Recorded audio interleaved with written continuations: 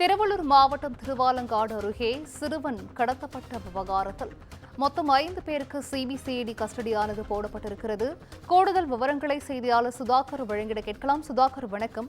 சிறுவன் கடத்தல் வழக்கில் 5 பேருக்கு சிபிசிஐடி கஸ்டடியானது போடப்பட்டிருக்கிறது. இது குறித்த முழு விவரங்களையும் பதிவு செய்யலாம் சுதாகர். வணக்கம் சிந்துஜா. திருவிழாங்காடு அடுத்த கலாம்பாக்கம் பகுதியைச் சேர்ந்த தனுஷ் என்ற இளைஞர் தேனி மாவட்டத்தை சேர்ந்த பிரபல தொழிலதிபர் வனராஜா என்பவரின் மகளை காதலித்து திருமணம் செய்து கொண்டார். காதல் திருமணம் செய்து கொண்ட இந்த இளம் பெண்ணை மீட்பதற்காக தனுஷின் தம்பியான 17 வயது சிறுவனை ஏடிஜிபி வாகனத்தில் கடத்தி இருக்கிறார்கள். இந்த கடத்தல் தொடர்பாக பெண்ணின் தந்தை வனராஜா, மகேஸ்வரி உள்ளிட்ட 5 பேரை கைது செய்யப்பட்ட நிலையில் இந்த வழக்கில் தொடர்பு உள்ளதாக புரட்சி பாரத கட்சியின் தலைவரும் கேவிக்குப்பம் தொகுதியின் எம்எல்ஏவுமான ஜெகன்மூர்த்தியை கைது செய்யும் நடவடிக்கையில் போலீசார் ஈடுபட்டு வந்தனர்.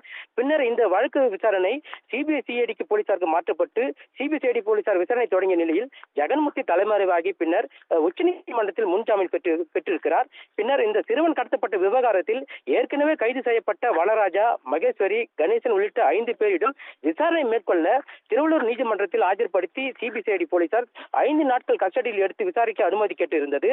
ஆனால் 2 நாட்கள் மட்டுமே கஸ்டடியில் எடுத்து விசாரிக்க நீதிபதி உத்தரவு பிறப்பித்திருக்கிறார். சிந்துஜா, விவரங்களை வழங்கியமைக்கு நன்றி சுதாகர்.